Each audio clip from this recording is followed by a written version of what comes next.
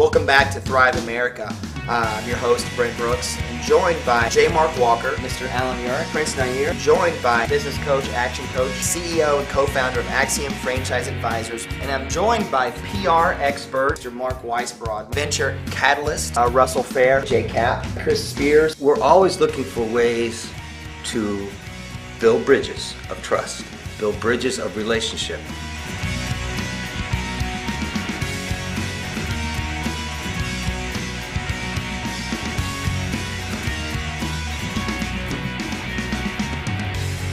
All right, welcome back to Thrive America. I am your host, Brent Brooks, and I'm joined by a very special guest and a Blank Stage client, Lisa Blackstone. Lisa, I understand you're a recovering attorney. That's a good way of putting it, yes. I've had the pleasure of working with Lisa on a special project that she has put together called the horseandriderclub.com, and there's a journey here and a story to be told in just a minute that Lisa will share with us. But what I find amazing about this is why I'm so happy to have you on the show, is that this is your passion, and as a kid you were always around horses and so forth. Yes. So let's start there if you can, if that's all right. Yeah, sure. I was raised with horses, and I was fortunate enough that my mom had horses, and so they were always in my backyard. And then I learned to show horses and competed internationally for quite a while. As a matter of fact, we had a big horse business here in Alpharetta, Georgia for a long time. Then I thought the horse business was kind of making an old woman out of me really fast, so I went to law school, and then after law school, of course, started my own practice. And after a while, although I really enjoy practicing law, it's not as, it's not really something that is passionate with me like the horses are.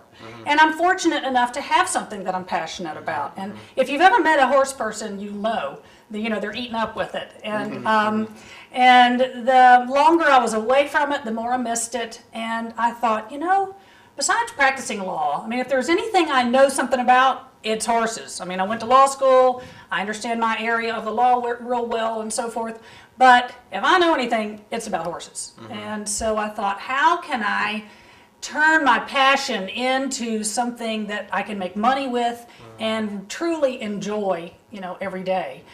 And this happened, I guess, I had a son. He's 11 years old now, and after I had him, and when he was a little thing, I would tell him bedtime stories like all parents do, and I got tired of reading them, so I just tell them from my childhood. And it was funny, I found myself telling the same stories about when I was a kid, riding horses and running my pony through a field and swimming across a pond, and all these big adventures I had when I was a youngster.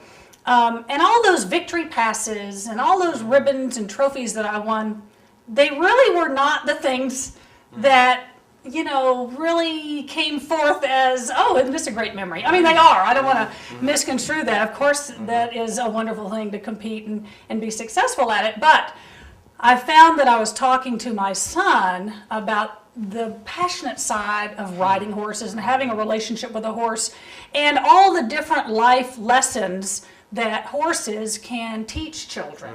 They teach you about responsibility and setting goals and working hard to achieve the goals. And, those are things that most parents realize are the case with, say, baseball. You see the kind of life lessons you learn with those sports, but it might not be as obvious to parents that horses teach the same kind of thing. I know when I was young and had this pony, my mother would make me go down to the barn to feed my pony every morning, every night. Now, she had a slew of horses herself, and she'd go feed hers. And it would have been easier for her to just throw my pony a little scoop of grain and instead of nagging me to go down there and do it. But I learned to have a lot of responsibility as a result of having to take care of that pony. So, as I got older, then I had my son and found that those memories were really resurfacing as I talked to him.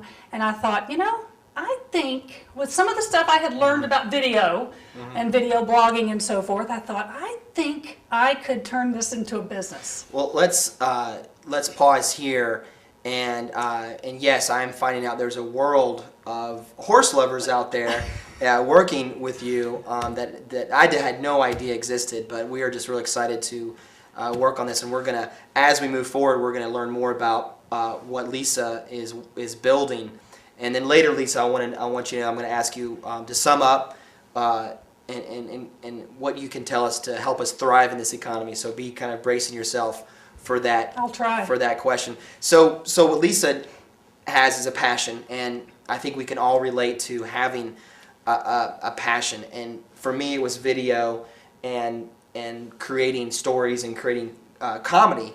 And I'm doing my best to transition into that world more arena now. And so, what do you have that's a passion?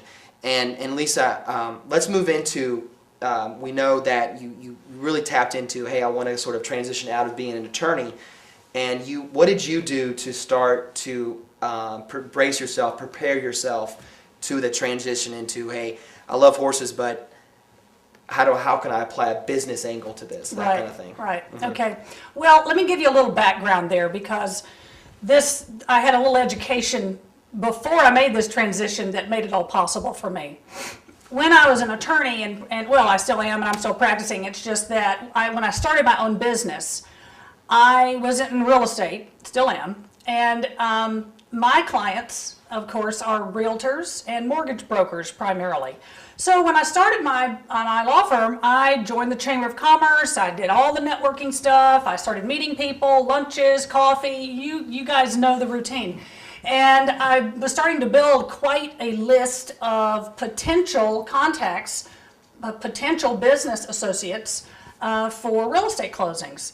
Well, I had kind of this fatal flaw that I needed to fix. I mean, I've read enough about marketing to know that when you're trying to work with somebody and you're pursuing them as a business associate or as a sales lead or something like that, you've got to reach out and touch them 7 or 8 times. Well, I was good for the first 2 or 3. I mean, I can get in the door, I can get the appointment, I'll follow up with a note and, that kind of thing, an email or whatever. But then, if we're not doing business together, I was just on down the road, looking for somebody else. And I realized I had 600-700 people built up in a database of contacts, people that I knew that I'd actually met and sat down with, that I wasn't following up with as efficiently as I should. And so I thought, how better can I reach these people? Because I can't write 600 notes every day or every week and reach them that way, So as it happens, a friend of mine that I met through the chamber was presenting at an internet marketing seminar. And he invited me to go. And I thought, well, as a favor, I'll go. Because I thought maybe they just needed some warm bodies in the audience or something. So I went, and it turns out there was a man named Mike Stewart there who was demonstrating in his presentation how to do video blogging.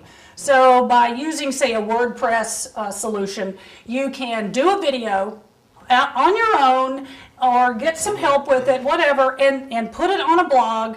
And the beauty of video is that, who do you do business with? People you like, know, and trust. And how do you convey that to somebody if you're not present? Well, if they get to see you and get an idea of your personality and what you're like, and they hear you, they're getting to know you in a way that other media, other ways of communicating can't express. And so I thought, well, maybe I can do this. So I won't tell you how painstaking the learning process was for me, because I'm kind of the older generation. We didn't grow up with all this stuff. But I learned about a camera. I learned how to do my own videos. I edited them using a Sony Vegas product. And then I learned to upload them to a WordPress blog. And it's called the Blackstone blog, in case anybody would like to visit it. And so I would pick a subject that I thought would be entertaining to people. Lisa, I'm just going to pause you right there. We're almost at our time limit for this segment. We're going to be right back with the tail end of this story.